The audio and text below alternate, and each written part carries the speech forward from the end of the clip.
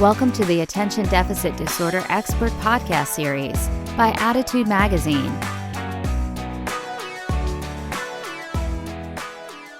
Hello, this is Annie Rogers with Attitude Magazine. I don't need to tell you that coronavirus school and office closures have thrown the nation and the world into a tailspin.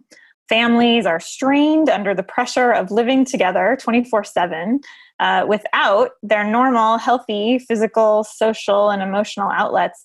In many cases, parents are still working and kids are suddenly expected to productively structure their time from a list posted somewhere in Google Classroom. For teens and young adults with ADHD, this unstructured life isn't turning out very well. At Attitude, we recently reached out to our readers for insight into the biggest challenges facing QuaranTeens with ADHD in the COVID era. In an effort to begin answering those questions and moving forward with some solutions, we asked Dr. Wes Crenshaw to lend his expertise. He is the author of I Want to Be Where I'm Not, Successful Living with ADD and ADHD, and a frequent contributor to Attitude Magazine.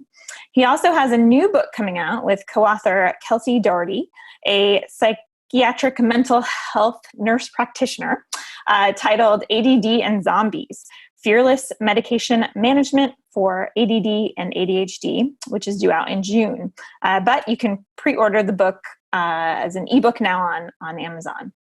So to begin this conversation, we'd like to address what is perhaps the most immediate and serious concern expressed by the Attitude readers, and that is teens with ADHD who are resisting state and national guidelines regarding social distancing. They are sneaking out to see friends, they are disregarding house rules, and they're placing their families at risk.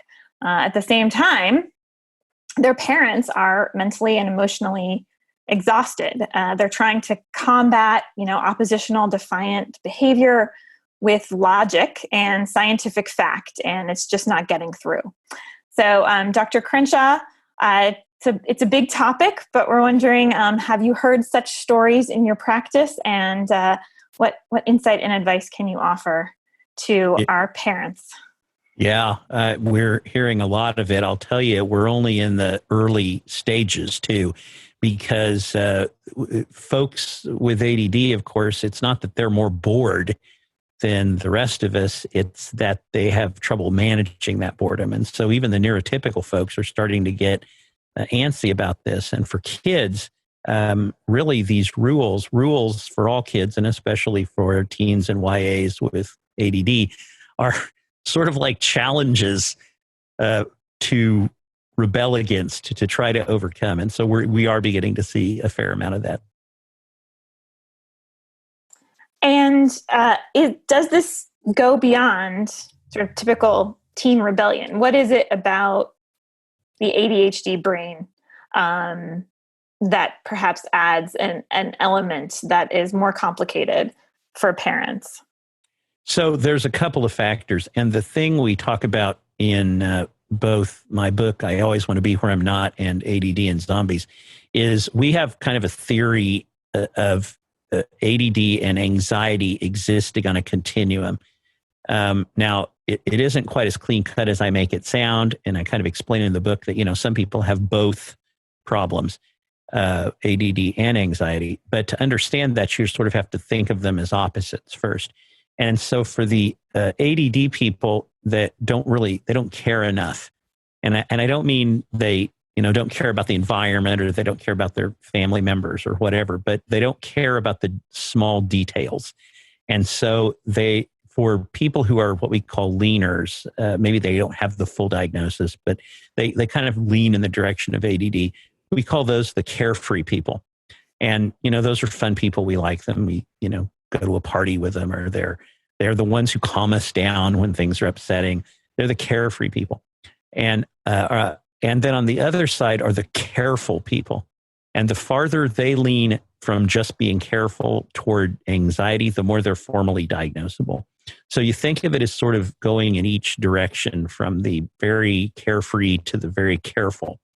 Well, as you can imagine, this COVID era is just opening this up, and everyone is sort of showing their true colors. The careful people, the anxious people, are washing 27 times a day and cleaning every nook and cranny of the house, not going outside.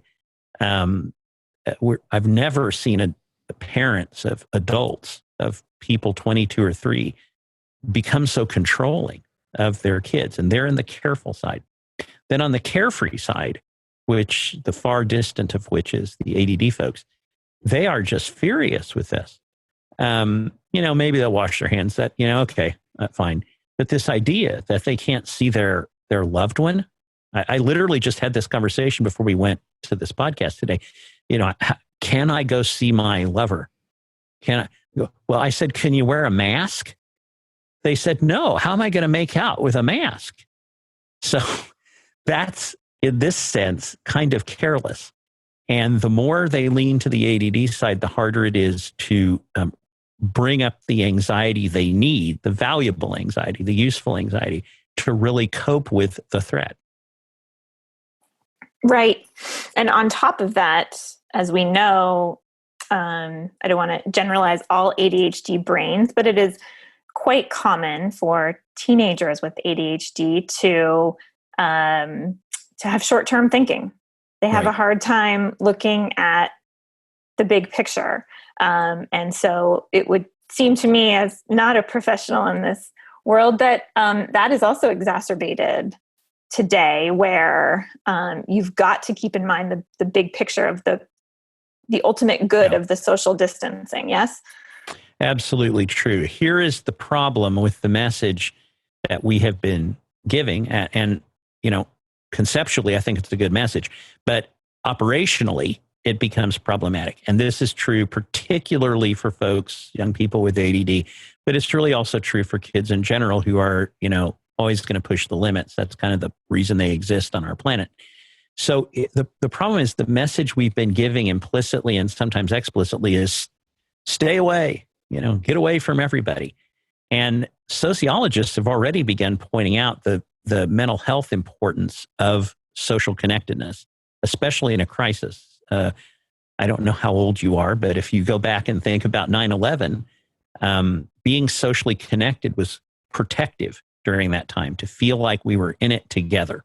Right now, we're sort of telling kids, get away, don't be with the people who give you the most support. Be here in the house with your family. Well, kids, don't exactly look at their families like the most, the people they want to hang with. So they're getting a double whammy of this idea, this message of stay away. I would propose instead, as parents are thinking about this and helping their kids process it, and especially for folks that have ADD kids, they've got to help the kids learn how to be together apart. And instead of trying to control every bit of contact. Now, of course, that can be done, with social media. But one of the funny things that's happened is we all thought all kids wanted to do was talk on their, sit on their Snapchat all the time and put up a Instagram. What we're finding is those are just conduits that get kids into real life relationships. And now that the real life relationships can't be there, the Snapchat wasn't as great as, it seemed to be before. So they need that interaction, but they need it in a safe way. Okay. So looking at, are you suggesting the use of video platforms as well as some kind of safe actual in-person contact for teens? Of course, I think it's ubiquitous now, except for maybe a few places in the country where there's the 6-foot rule for social distancing. Yes, that is the standard 6-foot minimum. And I do think video chat is helpful. Kids do like to do FaceTime. Many kids have long distance relationships. Maybe their partner is off at school or their friend group is in a different town. But they're used to also having personal contact. And we're in this for a while. Anybody listening who thinks we're going to be done by, April 15th or May 1st is just not not looking at the news and looking at the models. Governor Cuomo commented the other day that we're probably, if we're lucky, can exit this in July. That's probably a pretty good guess. And so we're in it for the long haul. We have to come up with accommodations to do what we call in the business harm reduction. So video and all of that, Snapchat, texting, group texts, and FaceTime and Instagram, and what's called by kids Finsta. If you don't know what that is, I can explain it sometime. All of those little inside methods kids use to get together, gaming, massive multiplayer gaming, all of those things are great. But in the end, kids are going to need to be able to see each other. And, just sort of, I kind of joke about this, but I'm also serious. If you get on Amazon and you order one of those 60-inch noodles or that they have that you swim with, that's about the right distance. And I think kids, maybe especially younger kids, need to have those noodles. And when they visit a friend, they need to put the noodle between them and the friend. Help them get some spatial relations, especially for kids with ADD who may not have good spatial relations. Get some kind of measurement tool, and then go to the park, order DoorDash, come to if the parks are open, of course. They are in our town. Sit at the picnic table with your noodle 6 feet between the two of you and visit. And adults can go over in a different shelter and make sure kids are keeping the distance. We're going to have to come up with some workarounds like that. Or else we're going to have more rebellious kids who are sneaking out and doing things that are not nearly as safe as my funny little picnic example. Right. So even if your solution is working for now, parents should assume, for small kids, but as well as teenagers, you say July, and that might as well be the year 2050. It feels... You better believe it. Yeah. A million years away. Well, especially because COVID has turned time into some sort of weird, it's funny. Albert Einstein said when you sit on a hot stove for a second, it feels like an hour. And when you talk to a pretty girl for an hour, it seems like a second. That's relativity. And what is happening, he's right, because what's happening is time has just become crazy. And so July isn't just a few months away. It's longer than it ever was before because every day seems so long nowadays because of the intensity of our experience. And we don't want to all live through COVID and end up mentally ill. That's the concern I have. We want to really be wise, be safe, and also be social within the safe parameters to do that. And if we don't help kids do that, they're just going to do it their way. And as we see from the many questions, parents are very worried about that. Right. Absolutely. I wanted to back up, and then I have a kind of forward-moving question as well. But we have heard from a number of parents who report that their teens' primary social interaction is Xbox. You mentioned multiplayer gaming. Is this a time to be concerned about that? Or should parents relax the typical screen time and gaming rules with all of the social considerations that you just mentioned? Yeah, it's a really interesting question. So let me say conceptually, one of the things, I think the single most important thing that's coming out of COVID from a sociological and psychological standpoint is we are having to take a look at things and actually be mindful about those things. Think about what's happening.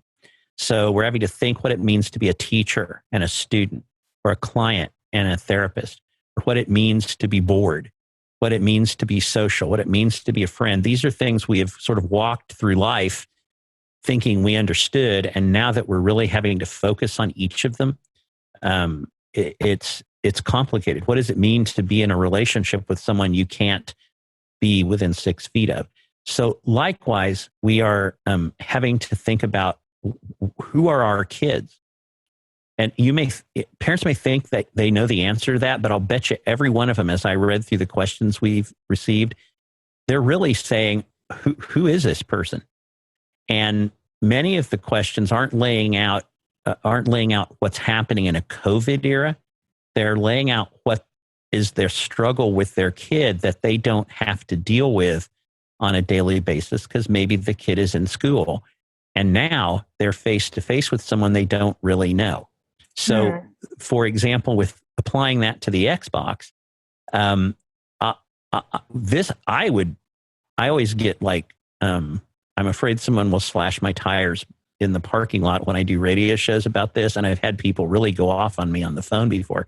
But I think video game use is about out of control. And we have really allowed it to be unregulated as somewhat of a babysitter for kids when they're little, and they just grow up and become very attached to that. And it meets a lot of needs. A lot of my gamer guys that advise me about topics like this refer to this as getting micro achievements. So you do these things that feel very, very important. They give you the same jolt they would give you if they were important, but they aren't. They're fictional, and some of that's great. You know, if you imagine yourself in a great novel, and then the novel ends. Well, I'm not going to tell you not to read a novel because it was very energetic for you. It stoked your imagination. Likewise, I'm not going to tell you to stop playing games because you get to do micro achievements. But now that in the COVID era, parents are getting to see this up front. And when kids don't have structure, which of course is a huge problem right now, they begin to move to entropy. And you see the gaming now, a problem that has existed all along, becomes more noticeable. So to really answer the question, it may sound opposite of what I was saying. This is a terrible time to try to solve that problem. It's a terrible time. Do I think it needs to be solved at some point? Yeah. But right now, where kids have such limited options, and gaming is a social activity for many kids, as is Snapchat and other things, they need that at this point in a way they wouldn't need it in regular life. But maybe what parents need to do is post a note to themselves and say, once this is over, we really need to deal with some of this. I'm seeing things I did not know, that kind of thing. Right. And complicating or perhaps exacerbating this is the fact that ADHD brains are low on dopamine, and these micro achievements, as you said, Exactly. they spike the dopamine. It feels good. It feels perhaps better than it does in a neurotypical brain. And we know that neurotypical brains enjoy video games as well. So I guess the question is, are there alternatives that may deliver the dopamine hits that are kind of fueling some of the video game use? I know this may sound crazy, but could routine actually deliver dopamine hits? Probably not, because routine isn't rewarding. What you're looking for with the dopamine hit is hitting the reward center. And this is why video games are so wonderful and dangerous, because, and believe me, psychologists are not looking into this because many of them really enjoy video games. And I really think this is not being researched enough. And it isn't evil. It's just a good example of the reward system on hyperdrive. Games are written, they're built to do this, to keep you interested, to keep a new adventure going, and so on. Now, I will tell you my favorite alternatives.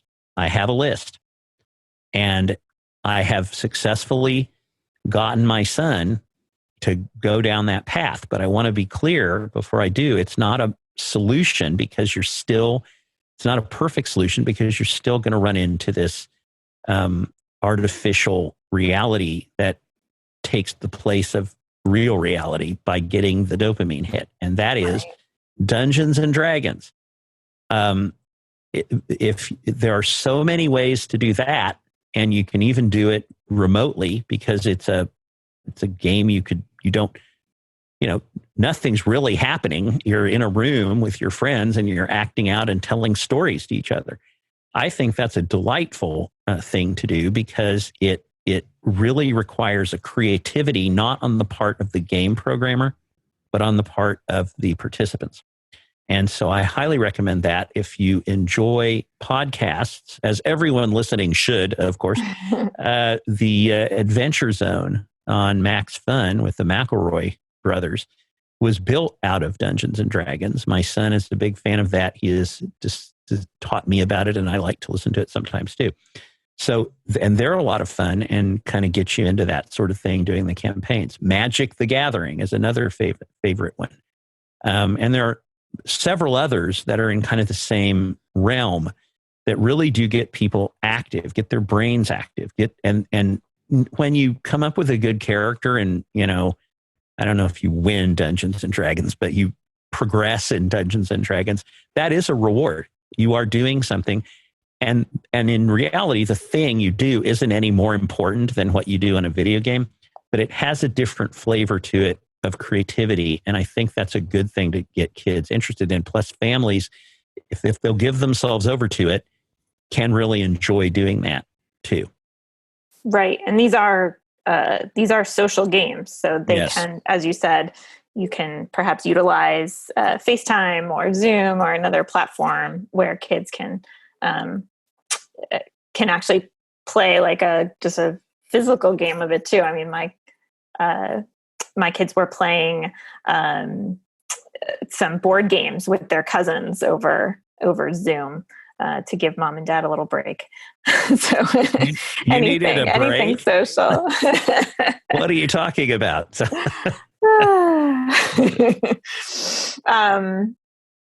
Okay, so now is not the time, as we said, to necessarily place hard limits on video games. However, having alternatives in your back pocket is a good solution. And this kind of goes back to the point I skipped past before. We were talking about relatively, safe and wise ways to help your teen maintain connections. What is the best way to devise those? Do you recommend sitting down with your teen and having a frank conversation? Will they listen? How can you devise these safe social connections, a plan that they will adhere to?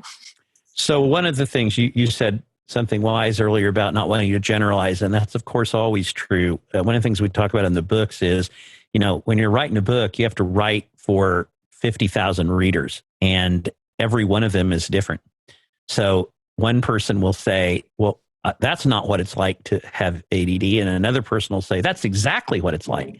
So likewise, as you're trying to come up with strategies, you have to realize any parenting manual has to be written for just your kid.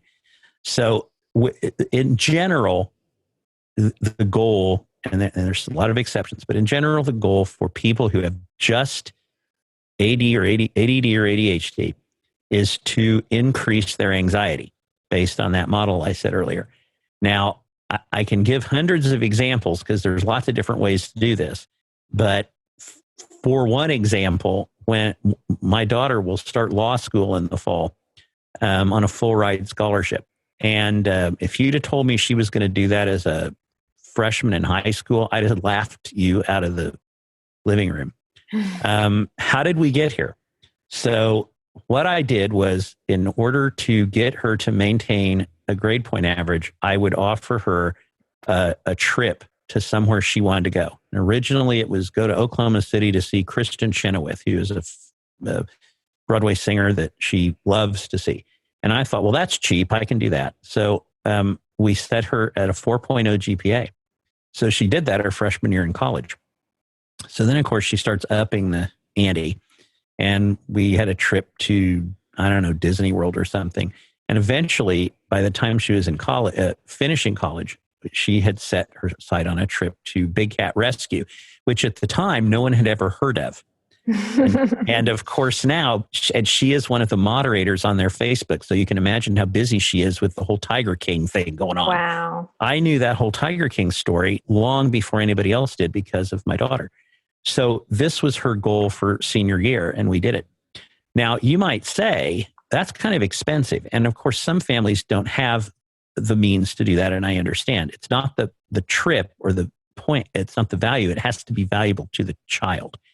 So why that paid off for me is she just got $100,000 worth of law school education for free because she maintained a 4.8 GPA or 3.93 throughout the 4 years of college because I kept setting these reward systems up. So you might say, what does that have to do with anxiety? Alyssa has no anxiety.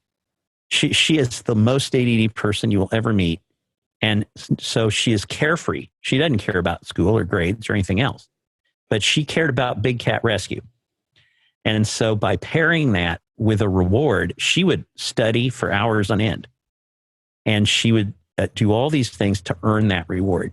That's one way to raise the anxiety. And sometimes it got too much. Like she would be in tears because she was afraid she would not get the 4.0. And then she always found a way to get a 90.01 in the class. And that's an A. Not 92, but she did it. And they love her in her law school. They've given her a great deal in the fall. She also has a master's in accounting right now. This has been very successful. Your kid might work on that system really well. Or you might have to go, hopefully not, to a more punishment-based system. Somewhere, parents forgot how to take things away. And on our blog, and I'll tell you the blog because I think it'll be worth having, it's simply familypsychological.com. And on our blog, if you go on there and look, there's one of the blog entries is a TV program I did with my son where we make a lockbox. And the lockbox you can buy on Amazon. And then when you drill a hole in it for charger cords and you put your phone or whatever is the distraction into the lockbox and you set the timer for 20 minutes or 24 hours or whatever. You just keep turning the dial and it goes up and up and up. Then you push the button and the door locks, and short of a sledgehammer, you can't get it out. That's a good way for parents to either do what's called pre-commitment, which is to say you may use your game devices after a 2-hour period of study, or to say, because you are not doing things that are important or keeping social distance or whatever the thing is that's hard, this is where they're going to go for the next 4 hours. You can also do electronic versions of that, but I like dumb things. I like things that are just very simple. And the lockbox is about as dumb as it gets. I have college students who have purchased that lockbox. Believe me, they're all ADD folks. They've purchased that lockbox or the smaller version, and they take it with them everywhere, and they lock their distraction in it for 4 hours or whatever. It's called pre-commitment. So parents may need to work on some of those things. And the problem is because, as I said, we're discovering things about our kids now that we maybe knew but don't know. We're finding out how hard it is to separate them from distractions. And if you want them to sit down and listen to what is concerning for you, whether it's quarantine or getting their work done or all the list of things we've seen in our 500 responses for this podcast, they're going to have to probably find a way to raise anxiety without being crazy. I have parents who get so frustrated that they've learned screaming at their child or threatening them actually works. It makes for a kind of messed up child. But if you scare them enough, that kind of works. Try to find a way that isn't as hysterical as that, but also makes them concerned. I had one of the questions the person was telling the child, but don't you understand we could die from this?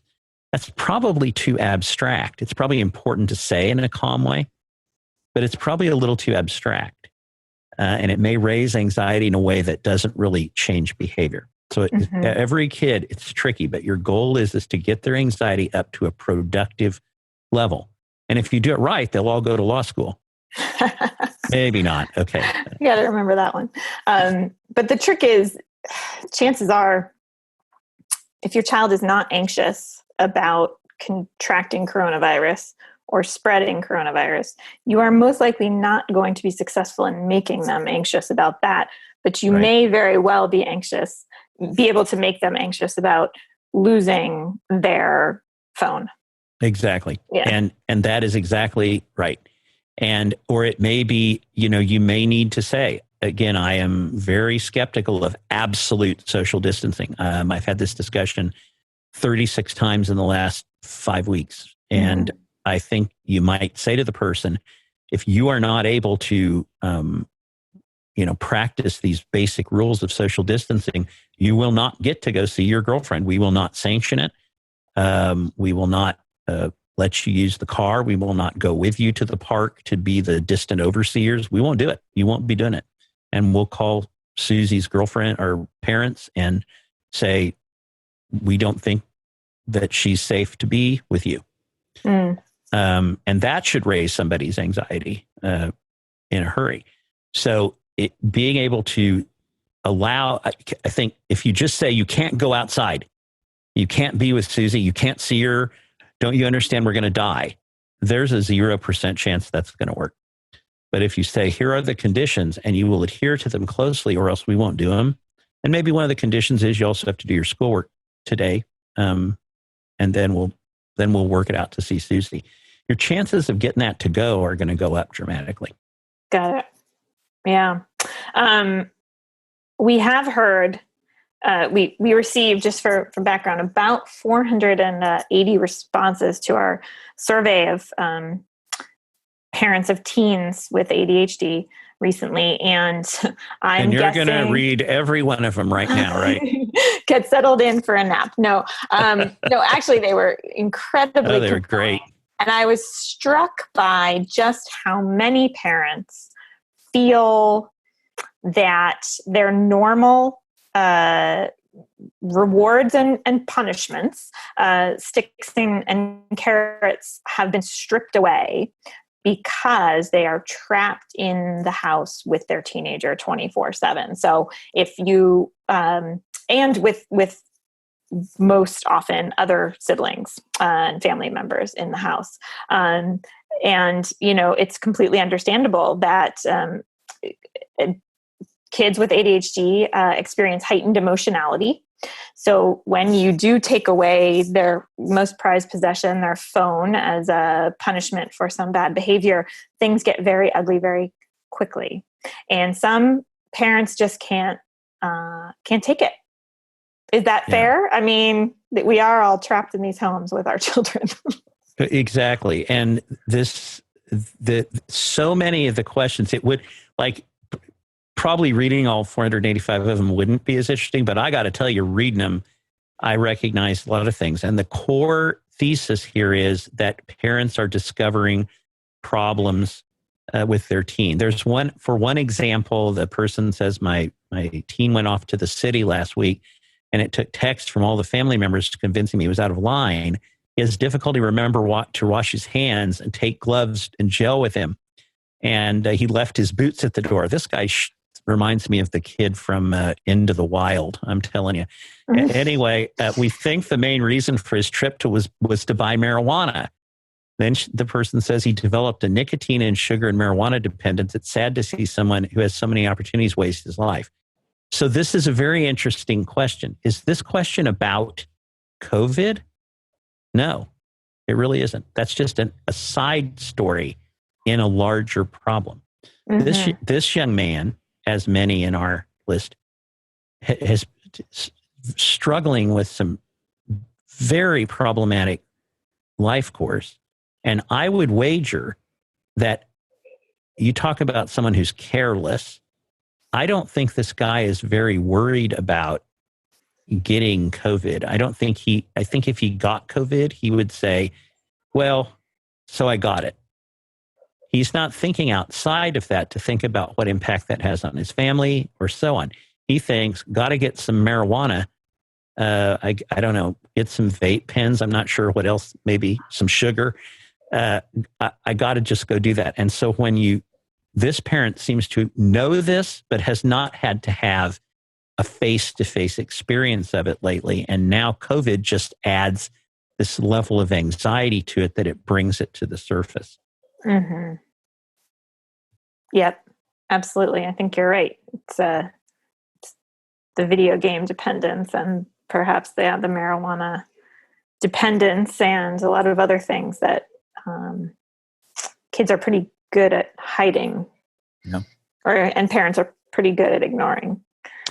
Yeah. The other thing that I think is hard to suddenly develop, one of the things we really preach to our families, and this may be helpful for some people if they can really wrap their heads around it. It's very important.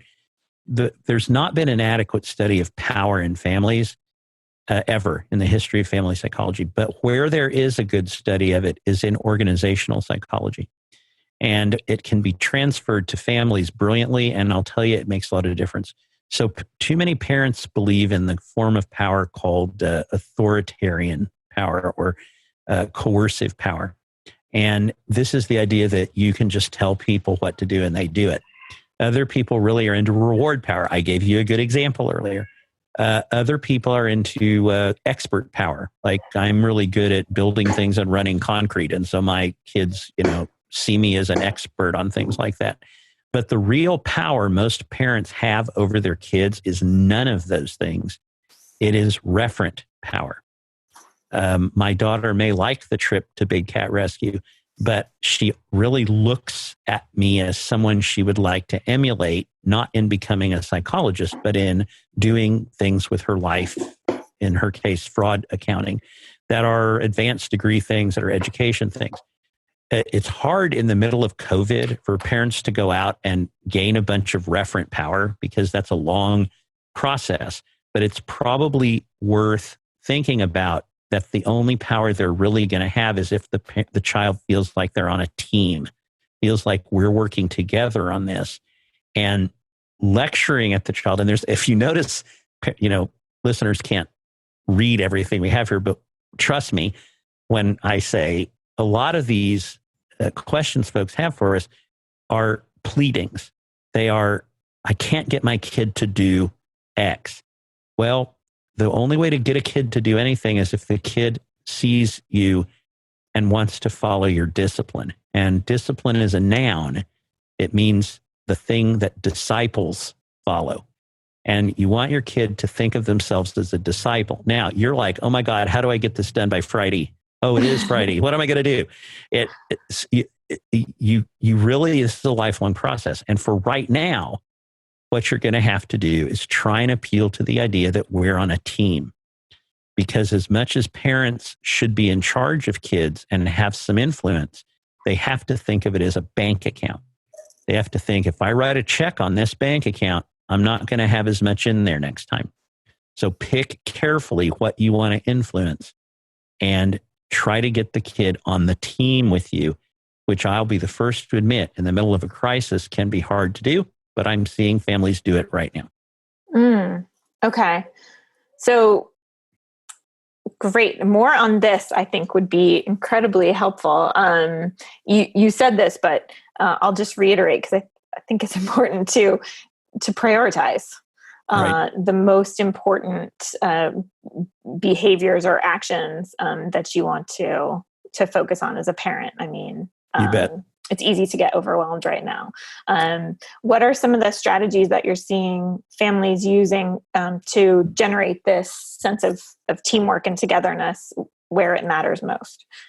Yeah, I just had a family I was talking to this morning about this, and you see a lot of families where adults have come home to live. That's an interesting dynamic, but it's really the same situation with teens. That the only difference is with the young adults, it's a privilege to live at home. The parent can just say, "Good luck, go back to your apartment, get out of here." For the teens, the teen is, the parent is obligated to put up with the teen, whether they want to or not. So it's a little different power dynamic. But what we're seeing is with parents and teens is the more that the parent sits down and says, this is a scary situation. I'm really worried. And the teen's like, well, I don't understand why. And you say, well, you're going to be okay. I literally did this with my son one day when he came in and I was like, you need to wash. And he's like, oh, okay. And I was like, I don't think you understand. You're not at great risk. Your likelihood of serious illness from this is very low. My risk is comparatively high. So you're a threat to me.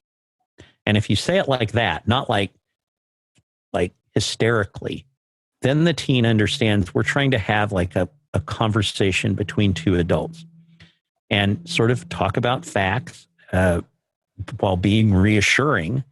Also say, here are the things we have to do to really to protect ourselves.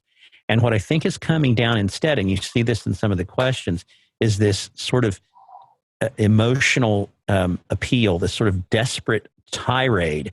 And kids never respond well to that. If kids feel like they're on the team, if you say, I need you to be a partner with me in this, they may not jump up and they won't probably jump up and say, thank you, Mom. I'm going to go and we're going to write up a contract of all the things I can do to support us. They're not going to do that.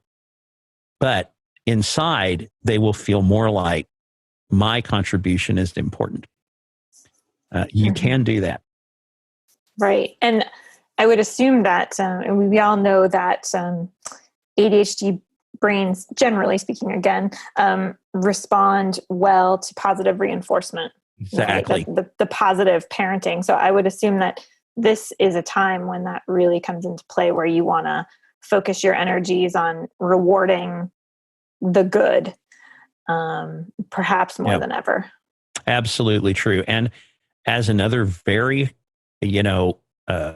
very pointed strategy, I have recommended that families, if you're going to use reward power, which works better as long as you have referent power, then, you don't have to go to Big Cat Rescue. You can just use money. I don't fuss with the token economy, even with younger kids. I just use regular money. And so, my kids both work for me. My daughter did accounting for me for a long time and ran the office partly from her dorm room. And my son cleans the office. He does a lot of work on our rural place. And we have like 5 acres. He mows it every week. He gets paid for all that. And a lot of parents mistakenly believe, and everybody is sure that back in 1985, parents, kids respected their parents and they just did everything parents said. I was in there in 1985 and that wasn't true. But what does work is to do the same thing that makes you go to work every day and makes me go to work every day. And that is to say, there are jobs I will have you do. In fact, my son doesn't work at Home Depot because he works so much for me. And I will pay you for that as a salary. And you can do that in your home right now. You can say, I'm going to, put you on a daily wage if you follow all of these guidelines for the CDC. Or if you do your every 3 hours you do homework, I'm going to put this money in your bank account. Again, that raises the anxiety around something that's not proximal to the goal, but is important to the teen. Now, have I met kids with ADD who don't care a thing about money? Yes, I have. So that may not be the price point for you. It may be something else. It might be quality time. It might be a variety of visiting friends. It might be a lot of things. You've got to find the price point, but this business that we're quote unquote bribing kids is really behaviorally dumb. It's not a true thing. I get bribed to see my clients every hour of the day. They come in and bribe me with insurance and credit card, and then I do my job. Don't let yourself get sucked into that out of some sort of pride or this idea that kids, out of their love and loyalty for the family alone, will clean the kitchen. Even referent power doesn't make anybody want to clean the kitchen. I don't even want to clean the kitchen. Yeah, I'm there with you. Okay. It is communicating that that their work, their contributions are valued.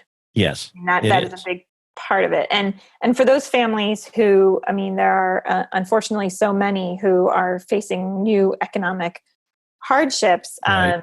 I know that my children are motivated by choosing the Friday night movie in our house. They will compete against one another to see who gets to pick it for this week. And sometimes it can open up arguments. I'm not necessarily recommending that, but there are plenty of, as you said, experiences, time together, other rewards that are not necessarily video games that can motivate a child to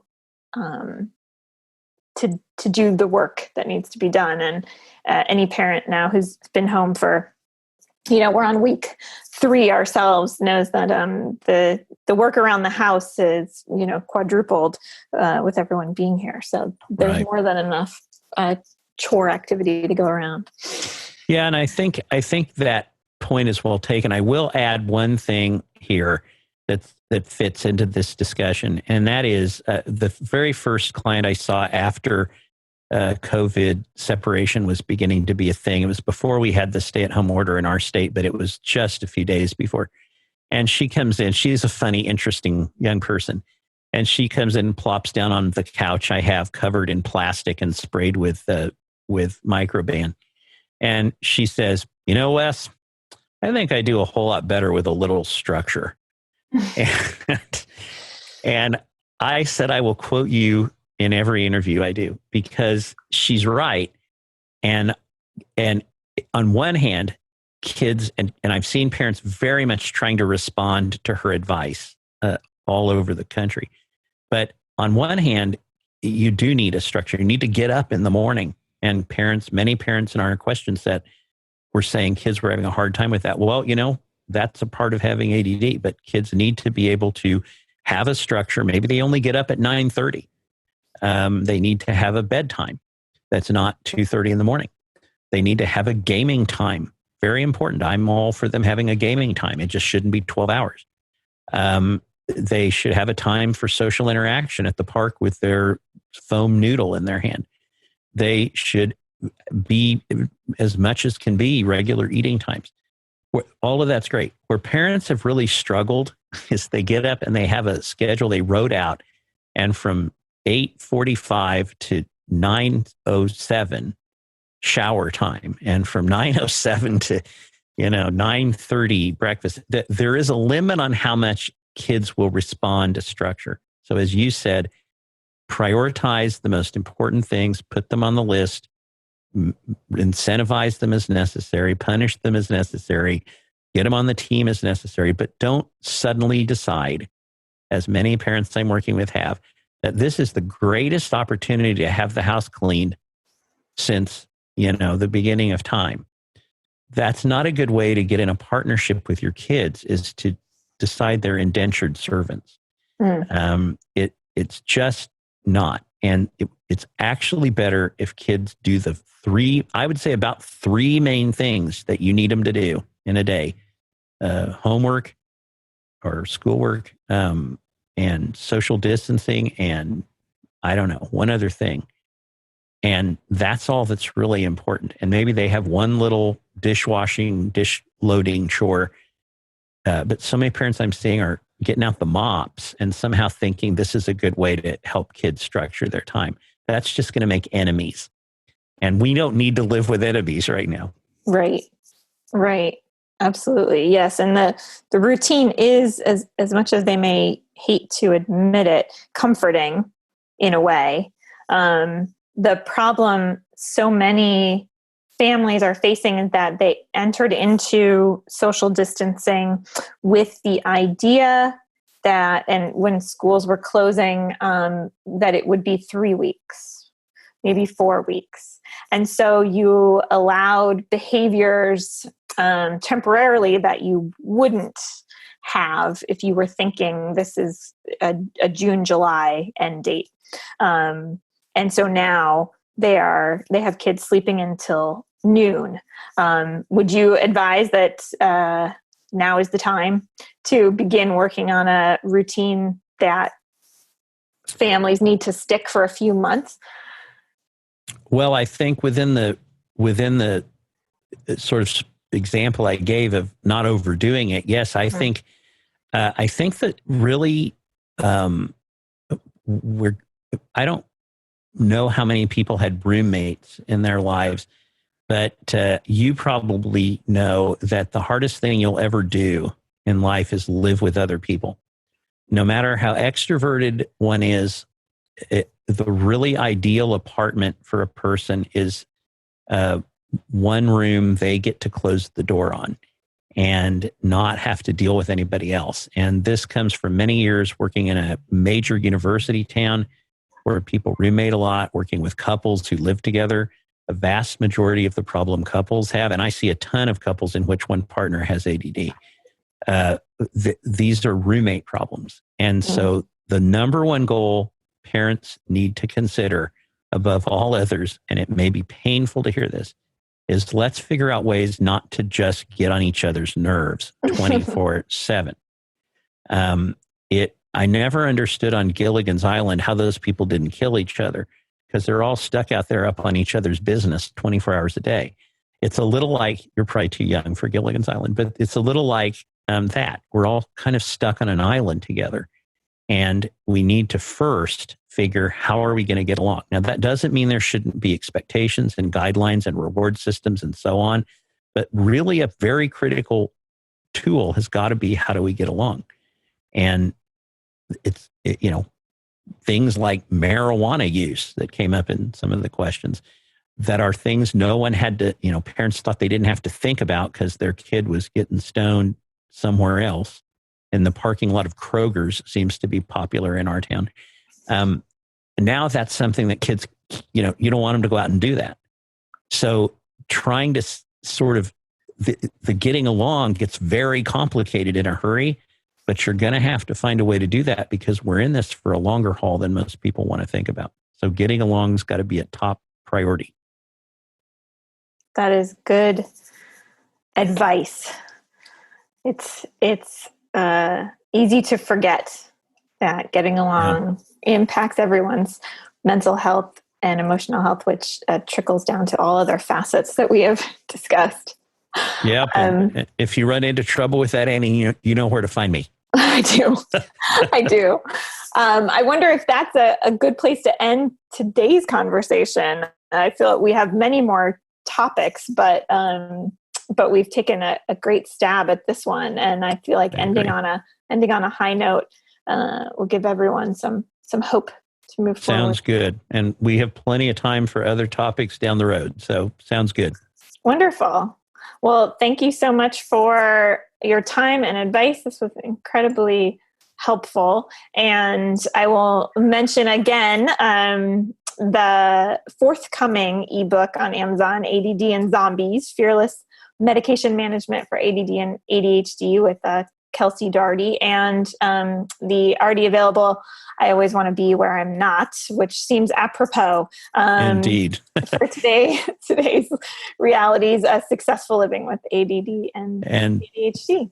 And we will have an audiobook version in June, as well as a hard copy for libraries and a paperback for people who aren't into ebooks. The ebook is just the only one we can pre-sell right now. So we'll have ADD and Zombies out there, and it's going to be a great help to people who do medicine for ADD.